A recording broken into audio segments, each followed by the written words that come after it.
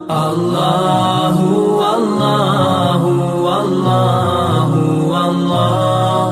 الله والله والله والله الله والله والله.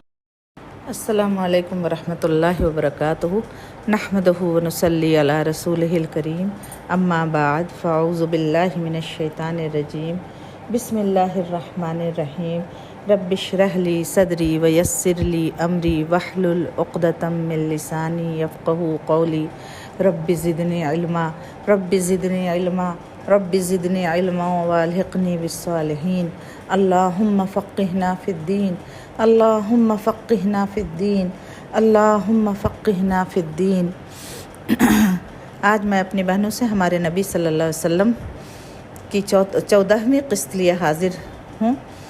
इसमें आज मैं अल्लाह ताला की नाफरमानी के वबाल के लिए बात करूँगी। अल्लाह ताला ने तमाम इंसानों को जिन बातों पर चलने का हुक्म दिया है उसी के मुताबिक चलना ज़रूरी है। उसके ख़िलाफ़ ज़िंदगी गुजारना और अल्लाह ताला के हुक्मों को न मानना बड़े नुकसान का ज़रिया है। ऐसे लोगों से अल्लाह ताला सख्त नाराज़ हो जाता है। इंसानों पर जो तरह तरह की मुसीबतें और परेशानियाँ आती हैं वो अल्लाह ताला की नाफरमानी और गुनाह ही का नतीजा होता है। रसूलुल्लाह सल्लल्लाहु अलैहि वसल्लम ने फरमाया, बंदे को जो हल्की या सख्त मुसीबत पेश आती है वो उसके गुनाह का नतीजा होती है और बहुत सारे गुनाहों को तो अल्लाह माफ़ फरमा देता है। तिरमिज़ी की हदीस है। बारिश जो कि अल्लाह की बड़ी नेमत है, ये भी हमारे गुनाहों की वजह से रुक जाती है। जब गुनाह और अल्लाह की नाफरमानियाँ होने लगती हैं तो अल्लाह ताला बारिश को रोक लेते हैं। हुज़ूर सल्लल्लाहु अलैहि वसल्लम ने फरमाया, जब हाकिम लोग जुल्म करने लगते हैं तो बारिश रोक ली जाती है।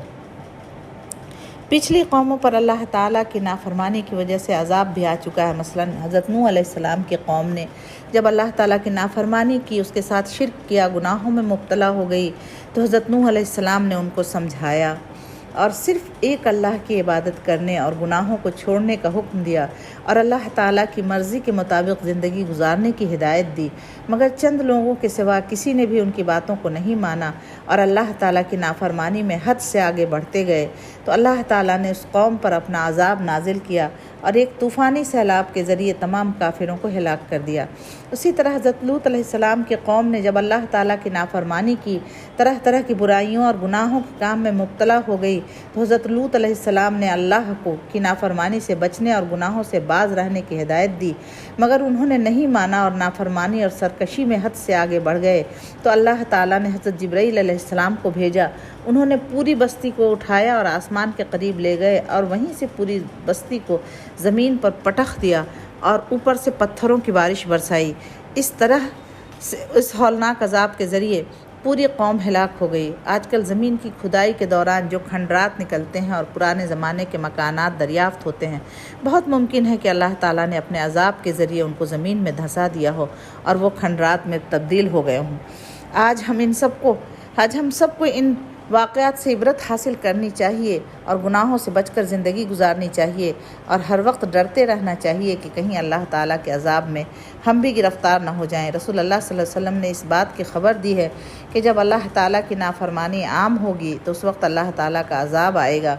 हुज़ूर सल्लल्लाहु अलैहि वसल्लम का इरशाद है, जब माल गनीमत को ज़ाती दौलत बनाया जाने लगे, अमानत को गनीमत का माल और ज़कात को तावान समझ लिया जाए, इल्म को दीन के अलावा किसी और मकसद के लिए सीखा जाने लगे, लोग अपनी बीवी की फरमाबरदारी करें और अपनी माँ की नाफरमानी करें और दोस्तों को अपने करीब करें और बाप को दूर करें, मस्जिदों में आवाज़ें बुलंद हों, कबीले की सरदारी में उनका फासिक शख्स सरदारी करे, कौम का लीडर उनमें का कमीना आदमी हो और आदमी का उसके शर के डर से इकराम किया जाए और गाने वालियाँ और राग बाजे आम हो जाएं और शराब पी जाने और लगे और उम्मत के बाद वाले पहले लोगों पर लानत करें, तो उस वक्त सुर्ख आंधियों, जलजलों, ज़मीन में धंसाए जाने, सूरतों के मसख किए जाने और पत्थर बरसने का इंतज़ार करो और उनके अलावा उसी तरह की दूसरी निशानियों का इंतज़ार करो जो लगातार इसी तरह आएंगी जैसे किसी हार के धागे के टूट जाने पर उसके दाने लगातार गिरने लगते हैं। व आखिरु दावाना अनिल हम्दुलिल्लाहि रब्बिल आलमीन।